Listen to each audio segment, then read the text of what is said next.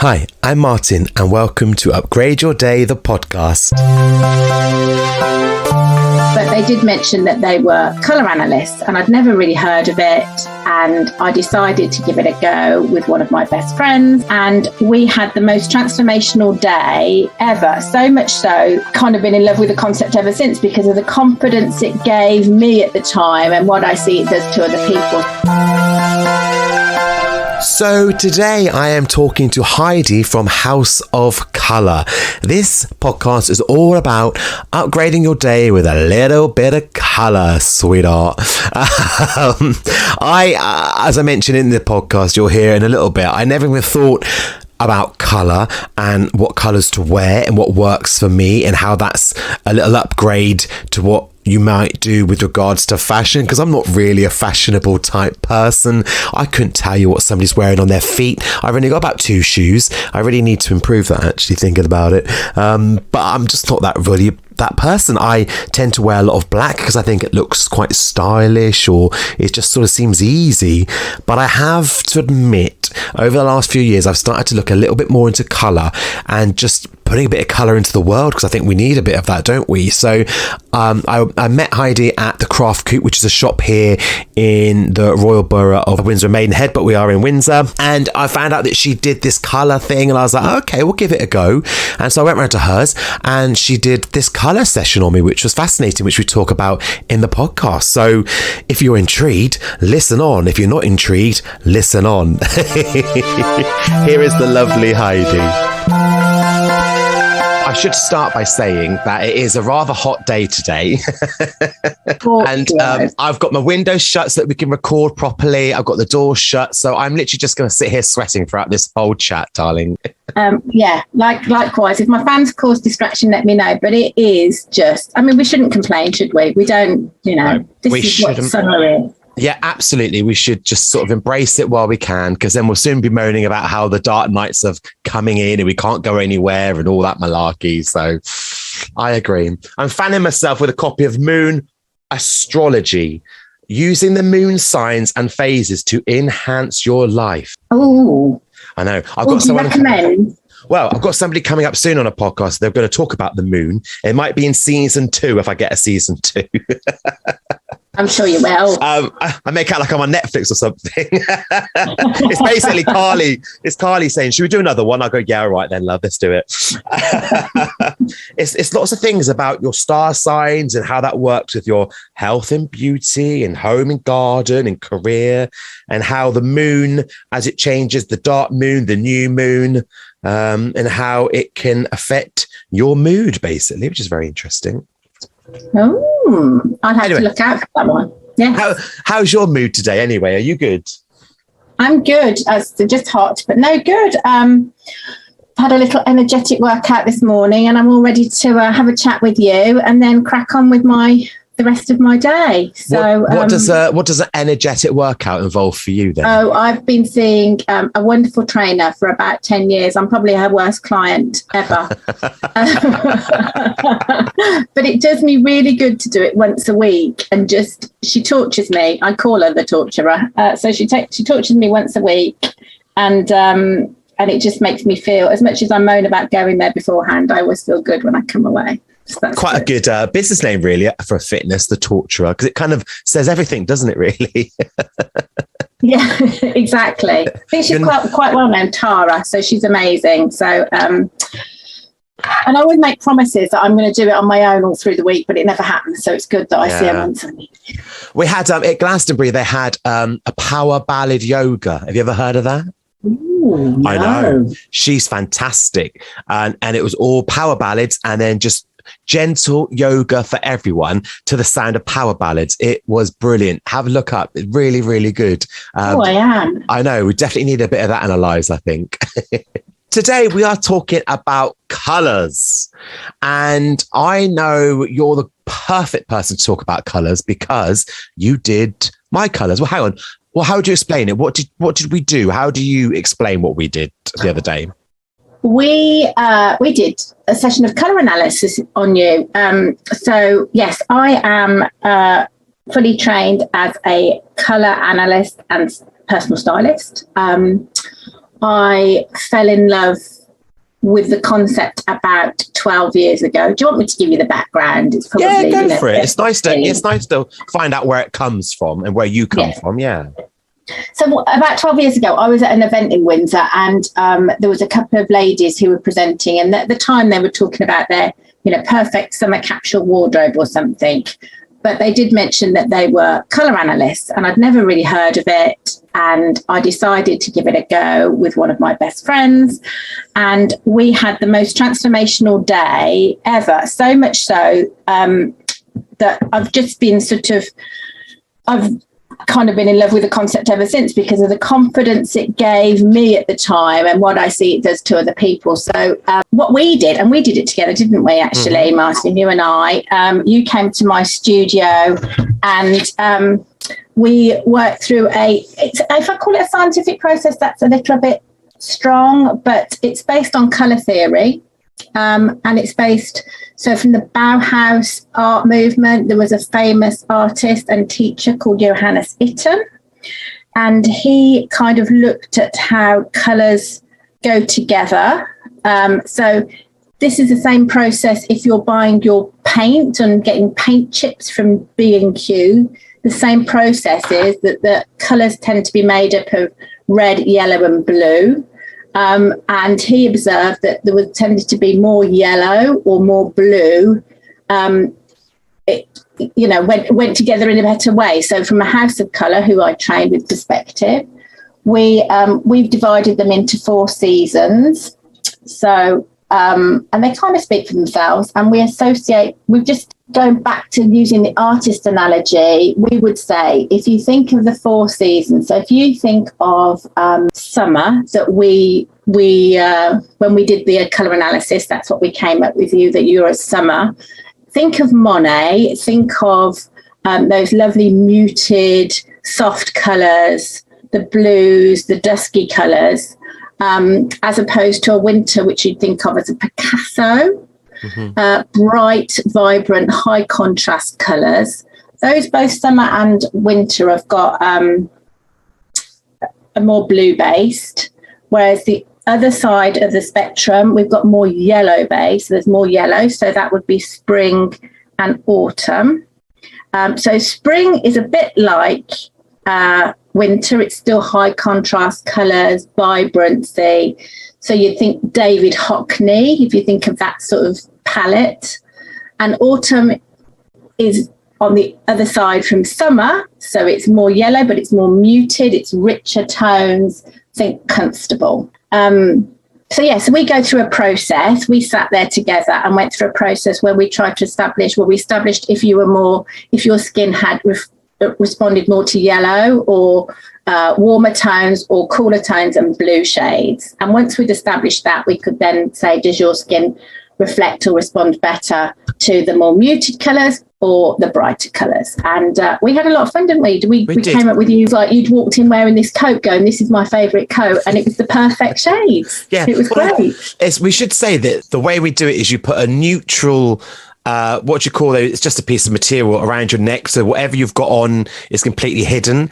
And then you add the colours around your neck, like a little pinny, I guess. And it's fascinating the difference it makes, because all the colours that you think you like and you kind of wear, suddenly when you look at them compared to other colours, it's completely different, which was quite a shock to me. So you're right. So other companies might do it differently, but we do it in natural daylight in front of a mirror. As you say, you kind of wear a white gown, and that's when I realised that I now know why white's never suited me. But you start as a white gown, and if you had colour in your hair, so I did have to say to you, no wigs or colour or fake tan or anything like that, then for people that have got colour, they have to pull it back in a very attractive wimple type style white head cloth. And then you as you say quite rightly, you kind of contrast and compare the different colours. So I've got 144 drapes arranged in those 4 seasons, and we worked through that. people go and buy paint to paint a wall, and a lot of it is the color that they personally like. But I guess at the same time, they go, well, it's going to be a kitchen. We like sitting in the kitchen, so we need it light, we need it airy, and there's reasons for the colors they go for. So for instance, I love a dark wall. I'm all about the dark gray, the dark blues. And I find it more relaxing and more enjoyable. But we don't necessarily pick a colour to wear because we think that's going to give a certain impression all the time. Especially I certainly don't, that's for sure. I just pick something because black, I wear a lot of black because I just think, well, looks a bit classy, sweetheart. And as we found out, black isn't actually my colour. I should be wearing a dark blue. That's right. So one of the sort of fallacies about colour theory or colour analysis that people go, I like blue, I've got to wear blue. Well, so each of the seasons has their own colour. So everybody's got a blue, everybody's got a green, but it just depends if it's got more of a blue, more of a warm tone or more of a cooler tone in it. So, but yeah. In theory, the only colour that can wear or should wear black naturally is winter. That's not to say, and I'm not the colour police either, if it makes you happy, you wear it. And if you've got, but just if particularly for ladies who might find that they'd have to wear more makeup to look more or feel more human, if they're wearing the right colours, they can have the confidence and not necessarily have to. They can get out of the house quicker because they know what suits them. They've got a wardrobe that works for them, because that's what we then go on to do, is work through the wardrobe, work through what your investment colours are. So, for yours, remember we talked about, this is where if you were going to be buying a suit, these are the colours that you focus on, and then you can have other things that are accent colours. Yeah. But, if you really love fuchsia pink and you're an autumn like me, it actually does make me look quite unwell, then I would probably have it on a cushion in my bedroom, out of the way. But it's great how you make it up, because we came up with, I can't remember the words you used, but you sort of said my really good colour is like a dark green or dark blue. So for me, a suit in dark blue is brilliant. And then my accent colours, which was a surprise, there was like a dusty pink, there was a sort of beige, and that was a bit of a shocker. However, I must admit, when I wear certain outfits with those colours now, people do go, oh, that's a nice top. And I'm like, oh, I know, because Heidi's chosen it for me. But also, if I put a blue suit on with a beige shirt or maybe a dusty pink tie, then that is all my perfect colours. I should be the dog's bits. Do you know what I mean? He does. I remember, I'm just looking at yours now because you're a summer, and we remember it was mushroom we got really excited about.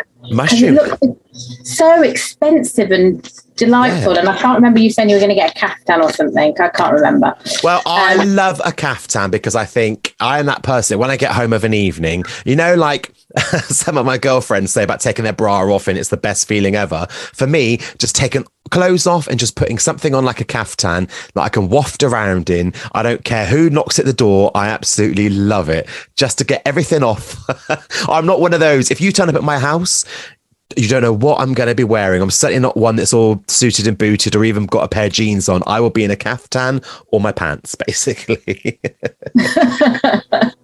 Well, there's something we didn't know, and we weren't expecting on today's call. We shared it with the general public. No, yeah. But I do. Yeah, you're absolutely right. It's wonderful to, and what I really like hearing is when people go to me, or people said, instead of saying, "Oh, you look great. That dress is great on you," it's, "No, you look great." It's not about the dress. It's about it's the whole thing. The whole thing. But they look great. They look better. So I think I started saying at the beginning, when I'd had mine done all that time ago, I was working in a really male environment, very corporate environment, and it was about 3% female. And I often used to have to go and present to groups of 200 people at a go. And I got told out of your colours, once you've had your colours analysed, which ones are your wow colours that make you look really good, that you can wear from top to toe. And mine had to be this purple that's a bit like a Cabble-Reid chocolate purple. And I put my Cabbre purple on, and I'd be there feeling in such a better place to go and present and talk and do. So much so that at the time I then arranged for my team to go through the same colour analysis. And then all of a sudden we was going, what's Heidi's team done that's different? And before you knew it, more and more people were doing it. It wasn't just women, it was men. And it's really great to see that now, you are, I think men are actually much better at accepting their colours and doing what they're told. You are obviously the opposite because you're wearing your black t-shirt, but we forgive you. And as I say, if you know what, and if you've got it and you love it, it doesn't matter, does it? It's just knowing what to do going forward. And we all get older, so it's what you can do to make stuff. So I've loved it so much that during lockdown I decided to train in it, and that's what I've been doing part-time ever since. I love just the transformation that it gives people in their confidence. After meeting you, I have to admit, I've definitely introduced more colours into what I wear. I certainly wouldn't have worn, like you say, the sort of mushroom and the beige type tops before. It really opened my eyes to a lot of things. And also, I know I've got a lovely friend, Georgia, who she wears sort of like really bright, almost sort of like electric canary yellows, pinks, and she looks $1 million. And I know that she came to you, all those really bright colours that look horrific on me would look great on her. It would be bright, that lime green, you know, that electric blue. I don't know what it is about her. She just carries it off. And that's what I love about people. One person can wear something and it looks great on them. Somebody else, the colour just does not work. It's fascinating. There's a real science behind it, isn't there?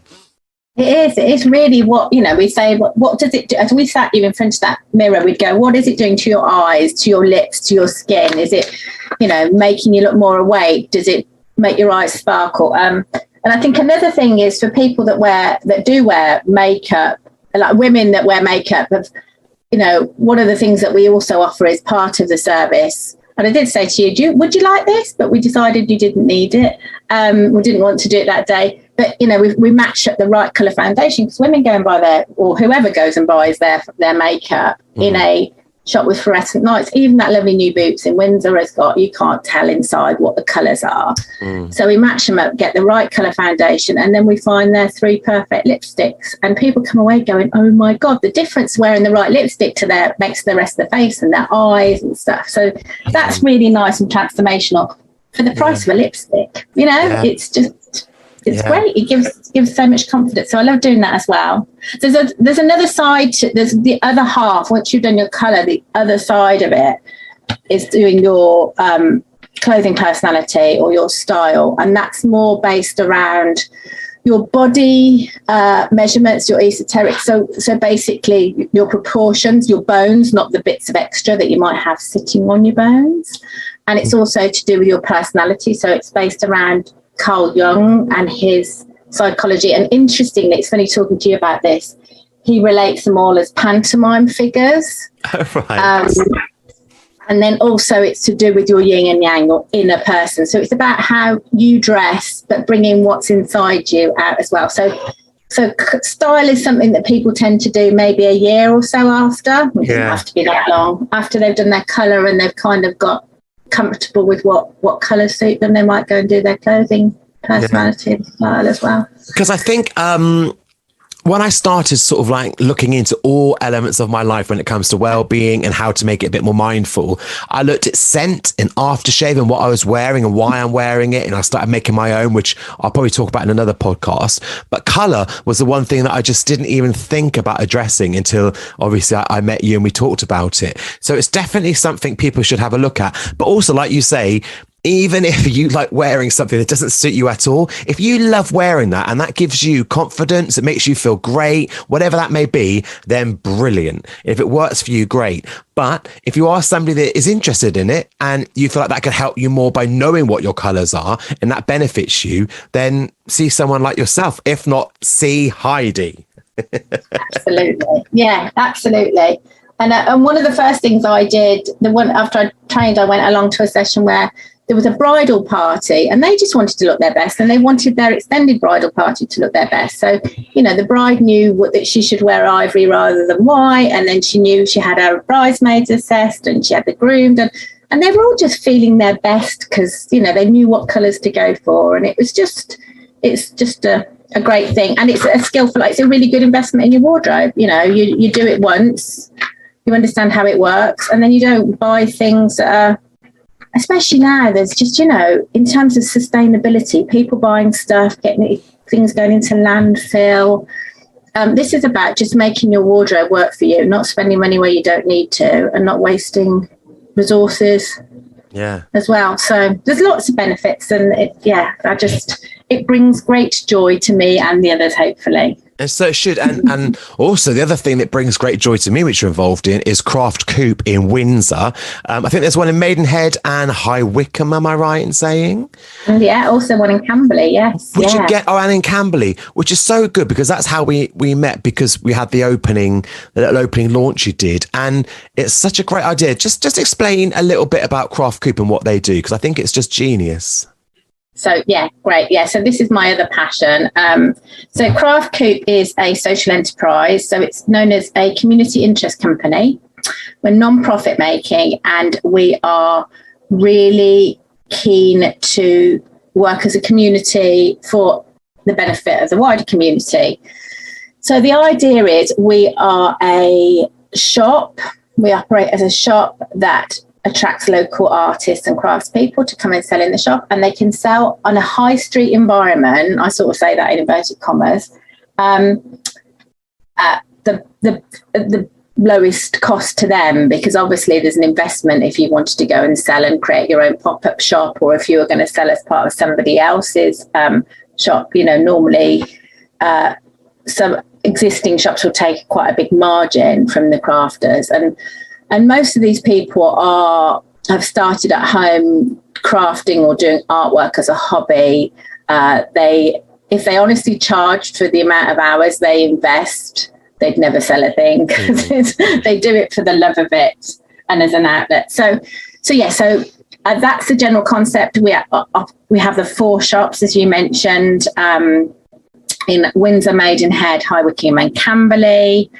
Maidenhead was the original shop that opened about 12 years ago. It's award-winning, and I came across it. I'd pop into Maidenhead every so often to see my accountant.